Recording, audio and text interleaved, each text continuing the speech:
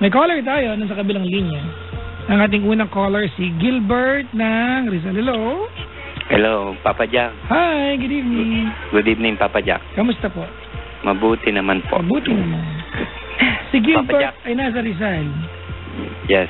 May radyong bukas? Meron po. Papatayin ko po. Sana. Apo. Ito, Papa Jack, pinatay ko na. Yeah. You are 55 years old, sir? Yes, Papa Jack. Hindi halata, ha? Oh. Bakit? Wala. Parang ang dating mga 20s lang ang boses mo, ha? Thanks for the compliment. Hayop! Marunong bumola. Papa Jack. Bakit? Kagabi pa ako matawag eh. Kasi kasalanan mo yan. Hindi ka nakatawag. Mahina ka. Oo, ngayon buti na na-tsempohan ko. Bakit anong mapaglilingkod ko po sa inyo?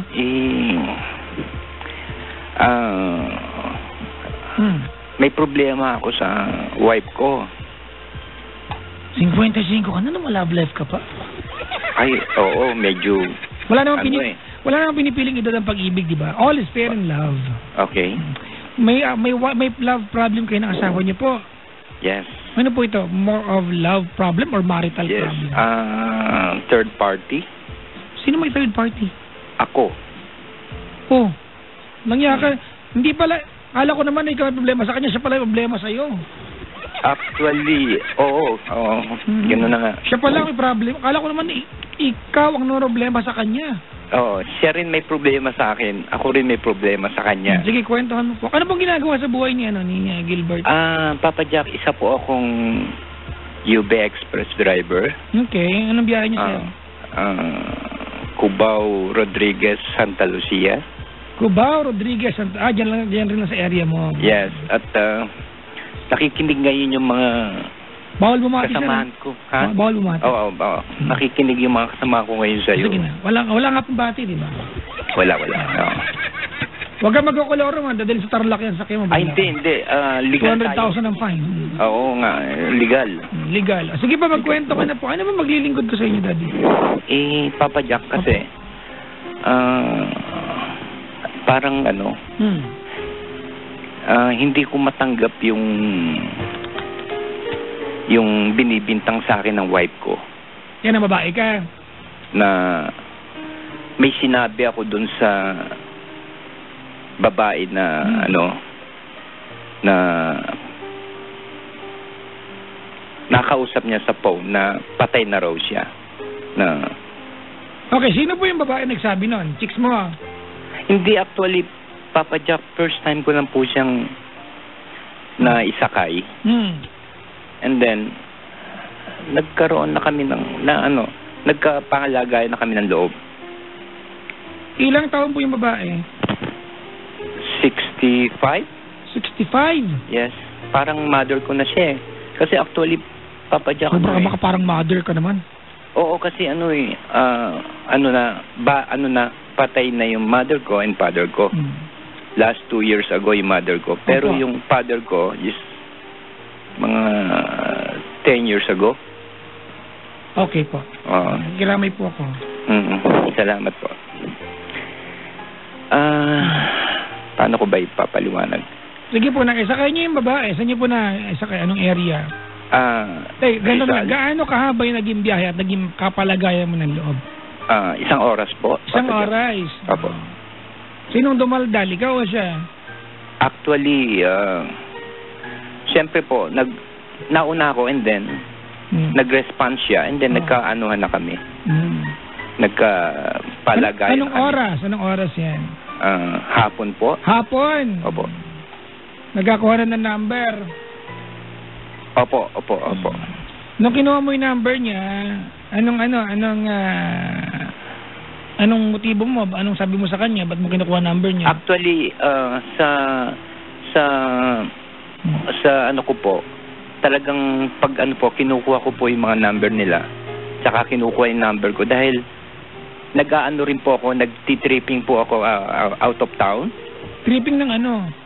Like Pagudpod, Baguio. Okay. Yung mga van, mga for hire. Kumbaga, van for hire. Bawal yan, di ba? Pag UB Express lang, Ano, no? Pag Youth Express, hindi pwedeng lumabas No, sa ruta? another, ano po ito, another carton na private. Ah, okay. Oo. Pwede pa rin. Bahala ka nga. Sige. Opo, pwede po. Tapos. And then, ayun, nagkakwentuhan kami na sabi ko, may asawa ko. Pero hiwalay. Bakit mo sinabi yon? Hindi naman totoo. Hiwalay po talaga. Ay, hiwalay kayo ng asawa mo? Ay, hiwalay kayo? Hindi po, hiwalay po ng tulugan. Hindi kayo hiwalay. Kasi, pero isang, opo. Kasi ang dating kasi pag sila pong hiwalay, hindi kayo magkasama sa buhay, hindi kayo magkatuwang. Okay po. Ang dating po sa kanya, hiwalay kami. Yun kasi sinabi mo, wag ka kasi, Opo. para ka naman tanga eh. Oh. Para mo naman ginagago yung kwentuhan natin eh. Oo, sige, ganito po, Papa Jack. And then, nasabi niya po na, ano po siya, balo. Okay. Mga 10 years ago. Ayun po. Tapos, nung ano po, naihatid ko na po siya. Okay. Bumaba na siya. Nung umuwi na po ako, na ano po ng wife ko yung cellphone ko. Na nakita niya ng yung mga text. Okay. Tapos po, ano ang nabasa niya exactly sa text? Ang nabasa niya po ron is yung nag-aanuhan kami, nagkakamustahan na Kakasakay lang, nagkakamustahan na kayo. Opo, dahil another day, sasakay daw po siya sa akin para bumalik uli sa pinanggalingan niya. Papunta po siya ng Cainta and then babalik daw po siya next Friday going to Rodriguez. Bakit? Wala ba ibang UV Express? Bakit ikaw lang inaantay niya? Kasi, ibig sabihin, meron ng mali siya yung pagte-texting nyo. Opo. Hindi ka naman niya aantayin kung wala lang mali siya, di ba? Opo. Totoo. Tama po kayo. Okay. Opo. Alright. Ayun nga po. Ginawa po ng wife ko. Tinawagan niya po. Gaano katagal mo nang kilala yung babae nung tawagan ng asawa mo yan? 1 day pa lang po. Unang araw lang po. Isang araw. Tinawagan niya po. Tapos, nung natawagan niya, dahil nakita niya yung mga text, siguro, pinagsasalitaan niya ng kung ano-ano yung babae. Dahil nagselos na po siguro siya, dahil sa mga nabasa niyang message. Ngayon po, sinabi raw po ng babae na ang pagsasabi ko raw po, pagpapakilala ko sa kanya ay patay na siya, yung wife ko. Pero hindi po totoo. Yun po hindi ko matanggap. At the same time, pinatawagan pa po nung wife ko sa junior ko, sa pangatlo kong anak na lalaki. Ang age niya is 18 years old. Yung babae na na para patunayan po na may sinabi raw po akong ganun.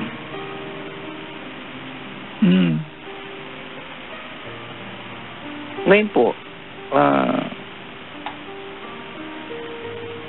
ngayon po, ang problema ko po, Papa Jack, ay hindi ko po matanggap. Kaya, pinapaliwanag ko naman po sa kanya na, na ang totoo, ay wala po akong sinabing ganun. Ano ba ang problema mo, sir? Ang problema ko po, Papa Jack, ay kumbaga dinamay na niya yung mga anak ko. ng wife ko. Pinagsasabi niya na sa ibang mga kaibigan niya na bakit ko raw sinabing ganun, na buhay pa siya patay na sinabi ko rin sa babae. Ano po ang ginawa mo sa babae? Matanong ko lang, anong ginawa mo? Did you ask? Wala po, Papa Jack. Bakit hindi mo tinanong kung sinabi? Kasi kung talagang wala ka sinabi, magtatanong ka sa babae, tawagan mo siya. Hindi nga po. Paano kung wala na po akong cellphone, hindi ko na po siya makontak. Hindi ko na po makita yung guard. Bakit hindi mo tinawagan sa harap ng asawa mo para nakuha mo yung trust niya? Ayaw po ng wife ko. Wait lang po, ano po yung Gilbert, sabi mo nga sa akin ngayong gabi, ano ba yung intention mo? Bakit ka tumawag sa akin? Ang intention ko po, Papa Jack, ay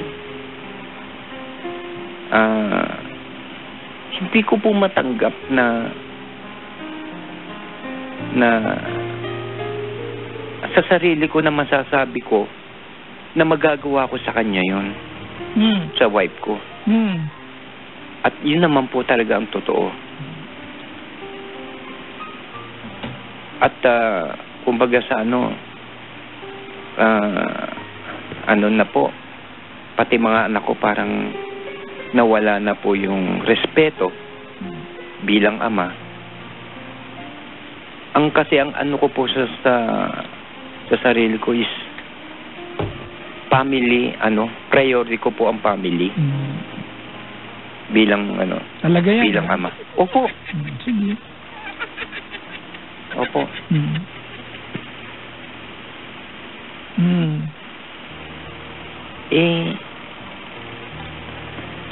Ngayon po, kailan nangyari ito, Daddy Gilbert? 2 months ago. 2 months ago? Yes. Ano na latest? Well, ang latest po is magkasama kami sa bahay. Okay. Pero walang pakialaman. Matanong ko lamang, nung sinabi mo dun sa isa kayong babae na hiwalay kayo ng asawa mo, ano ang dahilan mo?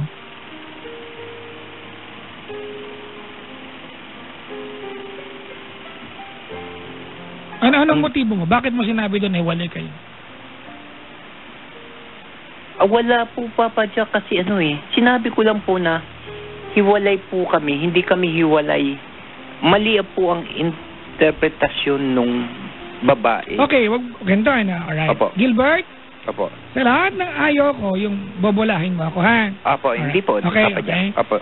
Nung sinabi mo dun sa babae na hiwalay kayo ng asawa mo, may motibo ka. Diba? Kasi, pag sinabi mo hiwalay kayo, wala naman, diba?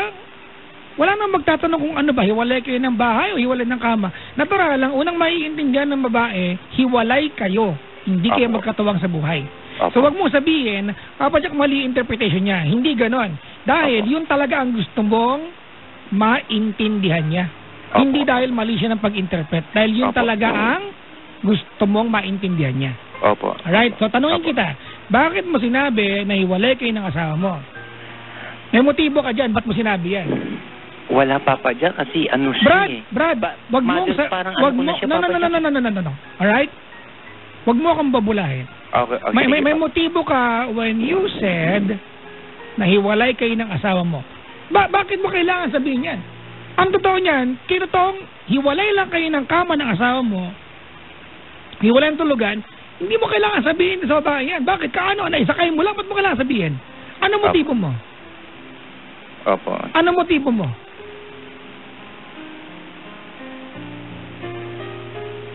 Ano motibo mo? Ano ba ang pwede kong expression na sabihin, Papa Jack? Hindi, yun totoo. Huwag kang gumawa ng alibay, Daddy Gilbert. Ano ang motibo mo? Why would you tell someone, hindi ba, na isakay mo lang, na hiwalay kayo ng asawa mo? Dahil siguro, Papa Jack, na ko sa parents o hindi, Brad, walang kinalaman niyo. Kung gusto maging nanay ang basera mo, hindi mo kailangan sabihin wala kasawa mo. Dahil nagkapalagayan kami ng loob. Yun, lumalandi ka. Oo. Diba? Papa Jack po. Lumalandi ka. So, wag mo ako papaniwalain na Papa Jack parang nanay ang tingin ko sa kanya kung nilalandi mo siya. Magtutugma pa yung dalawa? Parang nanay ang tingin mo, nilalandi mo? Opo, sir. Naniniwala ba ako sa'yo na 65 yun? Yun po ang totoo. Di ba? Mukha mo. Hindi. You know, Daddy Gilbert, there goes the problem. The problem is, you lied. Di ba? It's one lie after the another. Tapos, after the other. Tapos, ang mangyayari dito, nakausap ng asawa mo yung babae, sinabi ng babae kung napag-usapan ninyo, di ba, and you convince your wife to believe you, maniniwala ba siya sa'yo? Ako ba maniniwala sa'yo? Hindi rin. Opo. And here you are telling me, Papa Jack, family first eh. Opo. Daddy Gilbert, lalaki tayong dalawa dito. Usapang lalaki sa kapwa lalaki. Yes, Papa Jack. Diba, wag mo na ako utuhin pa. Hindi po. Dumiskarte ka. Nahuli ka. Opo. Diba, bakit di ka na humingi ng tawad? Wag mong Humingi na po ako ng tawad, Papa Jack. Tsagain mo. Diba? Opo. Tsagain mo. Opo. Wag mo nang pilitin pa yung asawa mo, Daddy Gilbert, na maniwala sa'yo na wala kang sinabi na patay na siya. Na parang ikaw pa yung hindi ko matanggap na naniniwala siya kaya kung sabihin niya. Nagsinungaling ka na. Yun nga po eh. Sinasabi ko nga po sa kanya, bakit hindi mo ibigay sa akin yung cellphone at kontakin ko yung babae para magkaharap-harap tayo. Di ba? Parang maniwala ka na hindi ko sinabi yun. Yun talaga yun. Hindi ka talaga kapanipaniwala. Opo. Yun talaga. Daddy Gilbert, nagsinungaling ka eh. Opo. Dahil nga siguro, Papa Jack, dahil nga siguro sa... Paano ba ang katwiranan niya? Nagsinungaling ka, nahuli ka. Ako nga, hindi naniniwala sa'yo eh. Opo. Honestly, lalaki sa lalaki, di ba? Yes, Papa Jack. Sinabi mo sa kanya na hiwalay kayo mag-asawa kasi lumalandi ka. Kasi ang dating nito, Daddy Gilbert, ang sinasabi mo, parang nanay ko na yun eh. Kasi, imagine mo yung nanay mo, yumao na, dinadami mo pa, hindi ka ba nahiya? Para ungkatin mo yung alaala ng nanay mo at ialibay yung nanay mong namayapa na, hindi ka ba nahiya sa nanay mo? Eh, ang totoo niyan, hindi naman talaga nanay ang tingin mo dyan dahil niniskardihan mo. Ganun nga po siguro. Paano ka patawarin na sisinungaling ka? Sus talaga, parang, ay, Daddy, asan ba yung tubo ko dito? Kaya nga, Papa Jack, nga sa dalas kong pakikinig sa mga mo, kahit pag biyahe ako, at umuwi ako sa bahay, parating, pinapakinggan ko nga yung mga tumatawag sa'yo. Kaya naisipan ko nga na humingi ng sa'yo. Ng ano po? Humingi sa'yo ng advice or ipaliwanag ko sa'yo yung buong pangyayari na sana bagay na ma-realize din ng wife ko na totoo yung totoo yung sinabi ko na na hindi ko na yung sinasabi ko sa kanya, yung pinapaliwanag ko na hindi ko naman ginawa yun, na hindi ko sinabi. Huwag mo nang pilitin siya maniwala sa'yo. Di ba? Hindi maniniwala sa'yo yan. Di ba? Antayin mo lang mapatawad ka. Pero maniwala ka sa akin, hindi yan maniniwala sa'yo. Opo. Ito ba yung first time mo ng babae? Yung nahuli ka? Hindi po. See? Hindi po. Bistado na po niya ako talaga. Yan yun. Opo. Di ba, Diyos ko, wala ka palang matayong reputasyon when it comes to being honest. Opo. Kaya lang po, itong mga pagkakataon na nito, talagang sa edad kong ito, kumbaga talagang, nag-going straight na ako. Ay, hindi ako naniniwala. Nahuli ka nga, going straight. Oo nga po. Hindi, doon sa pagkakataon pong yung Papa Jack, hindi ka going straight. Yan yung iwasin natin, Daddy. Huwag mo siyang pilitin maniwala sa'yo na going straight ka. Kasi hindi ka nga straight. Ay, sus talaga. Ikaw, Daddy Gilbert, pati ako pinagbababula mo, ha? Hindi, Papa Jack. Di ba? Alam mo, kung hindi nahuli ng asawa mo yan, malamang, di ba, nagkikita pa rin kayo niyan. Nagkataon lang, nahuli ka. Siguro nga po. Tapos going straight ka mo. Opo. Naku, ikaw talaga, Diyos ko. Halika nga, maglasing nga tayong dalawa at Actually, Papa Jack, medyo kaya naman ako nakapaglakas ng loob na magpaliwanag kasi medyo nakashot na rin ako dahil coding ako ngayon. Bawal pa na malasing dito. Hindi, nasa bahay na po ako. Kaya nga po kahapon, kagabi pa po ako talagang ang hirap palang tumawag sa inyo. Buti po naka-tempo ako ngayon pag ko na nakikinig muna ako dito sa stasyon nyo. Tapos kinaga ako. Denial ng denial. Ayun, naka-tempo. Kaya ito. Opo. Sabi ko sa'yo, puro kakaanuhan eh. Kailangan nagkaedad, tsaka kate-kate. Anak mo. Daddy. Hindi, Papa Jack, siguro, sa sa aming mga kasi lahat namin, sa aming mga driver, nakikita namin lahat yung Hindi katuwiran yan. Maraming matino. Wag mo. Opo, hindi. Opo nga po. Opo. Ano na ang ginawa mo? Pag-usapan natin na Digil. Pag nagkamali ka sa misis mo, hindi ito yung first time. Hindi po. Dahil ka na nahuhuli. Masama na naman ang loob niya sa'yo. Di ba? Kung ano man ang yung yung nalaman ng asawa mo na sinabi mo daw na ikaw ay nagsabi na patay na siya. Ano ba sa pakiramdam ng asawa mo yung ginawa mo? Parang mo siyang pinatay sa sakit na binigay mo sa kanya. Opo. Di ba? Walang pagkakaiba yun. Di ba? Ang trabahuin mo ngayon, Daddy Gilbert, mapatawad ka. Opo. Huwag niyong papaniwalain siya. Hindi maniniwala sa iya kahit magpatikal-kal ka sa harap niyan. Opo. Hindi maniniwala sa iyan. Kahit dukotin mo yung mata mo yan, kasain mo yung itlog maalat mo sa harap niyan, hindi maniniwala sa iyan. Sinasabi nga niya po na wala na akong pakialam sa'yo. Galit eh. Opo, diba? Galit. Ang tanong dito, ano na ang ginawa mo para mapatawad ka? Yan, Opo. Ano na? Ang ginagawa ko po is pag sinabi niya na umuwi ka ng ganong oras, umuwi ako. Pag sinabi niya na kailangan ang boundary ganito, ginagawa ko. Bulaklak. Regalo ka din, di ba? Unisilver, ganyan, Nung nakaraan manicure set, pedicure set, di ba? Pangkulot set, di ba? Buwi set. Kung ano man. Ay, sus talaga, oo. Nung nakaraang birthday ko, Papa Jack. Effort ka din, nahuli ka eh. 2 months ago, nahuli ka. Effort ka, galit na galit yan sa'yo. Opo. Loko baka mamaya ginantihan ka na yan, di ba? Pag wala ka, yung toothbrush mo, pinanglinis ang toilet bowl. Yung mga ganti ng asawa ko, creative yung mga yan, loko ka. Hindi mo lang alam, baka mamaya, di ba pag pinanglilinis ng Linidoro pala yung toothbrush mo, bahala ka dyan, Nabigyan ko tuloy ng ideas yung mga nanay na may asawang babaero. Lang po, Papa Jack, sabi nga po dun sa may nakita po ako dun sa isang UB Express, dun sa Urban.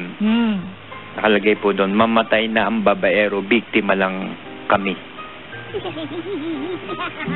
Well, yun na lang po. Ganun pag-usapan yung ibang mga bagay. Pag-usapan natin ngayon yung sa inyong mag-asawa. Kung nakaantabay at marinig ko ng asawa mo, anong mensahe niyo sa kanya, Daddy Gilbert? Apo. Go na po. Kung gusto mo, antay naman kita. Gusto mo, bukas pa tayo.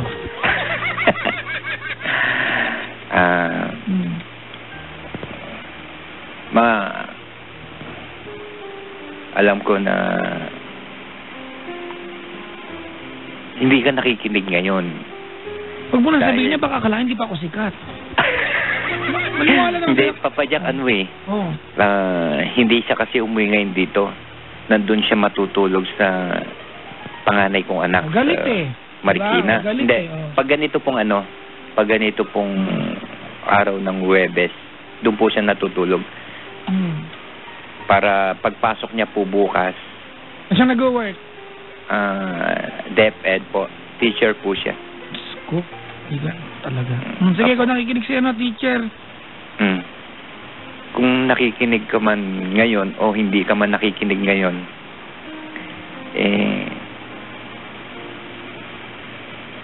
sana mabigyan mo pa ako ng huling pagkakataon.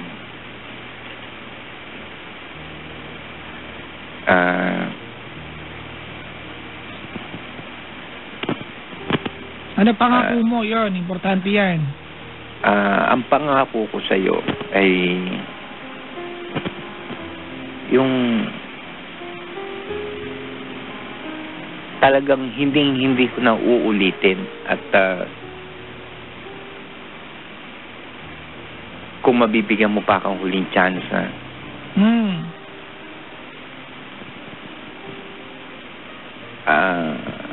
natutuwa ako at kaninang umaga ay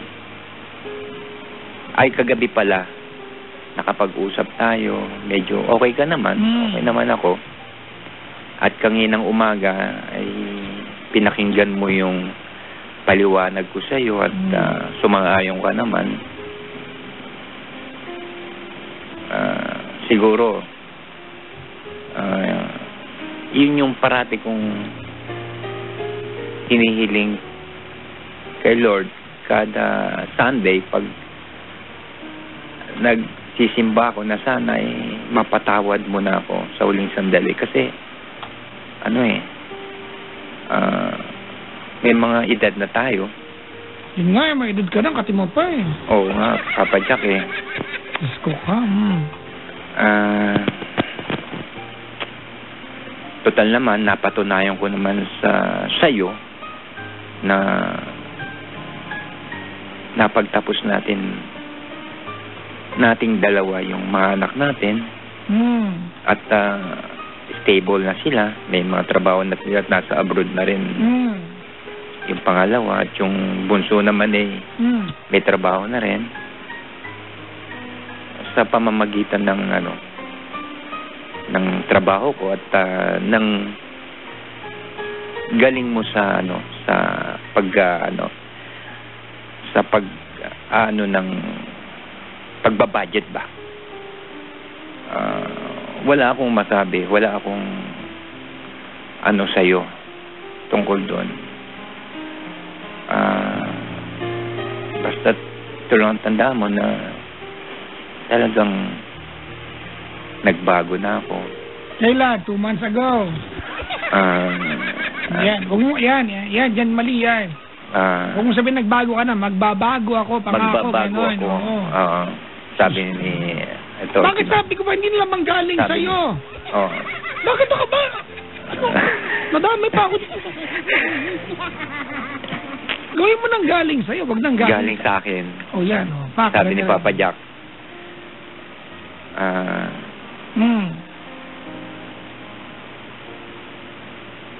Ano pa ba?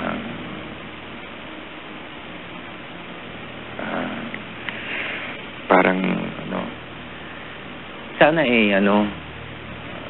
tuloy-tuloy na yung senyalis na pagpapakita mo sa akin na pinapatawad mo na ako at makakaasa ka naman na lahat ng mga gusto mo yung hindi mo na uulitin, Daddy Gilbert, na hindi ko na uulitin yung mambabae yan. Yung mambabae yan, dahil kung hindi ka man maniwala sa edad kong to wag mo nang pilitin nga, hindi maniniwala talaga sa iyo dahil track record ka talaga. Oo, Papa Jack alam mo naman na ganitong edad siyempre, di ba? Hindi ko alam. Sa mga lalaki. Daddy, hindi pa ako naging 55, huwag mo sabihin. Oo nga hindi ko pa na-try maging 55 years old. Hindi ko alam yung pakiramdam, hindi ko ba confirm. Oo. Basta gano'n na lang, effort ka, ligawan mo ulit. Paano ba man ligaw? Alam mo yan, bula-bulaklak. Di ba? Hindi lang bulaklak yung kiliti niya. Di ba? Gano'n lang kasimple. Alright? Salamat sa pagtawag, Daddy Gilbert, ha? Papa Jack. Mag-ingat ka, baka pag nahuli ka ulit, gawin sisig yung anes mo. Bahala ka talaga dyan. Papa Jack, maraming salamat sa iyo at sige po. At hindi pa ba pwedeng bumati? Walo pag binabati kita, di parang pinabati kung dapat lahat ng tatawag. Oo, kasi nakikinig ngayon yung mga huwag mo nang gawa ng paraan, ho. Huwag mo pa ng paraan, ha? Hindi na. Salamat sa pagtawag. Thank you po, thank you. God bless. Opo. Sa lahat ng doon sa wag mo na po isingit, ha? Bawal po. Sige, Papa Jack. Salamat po, Papa Jack.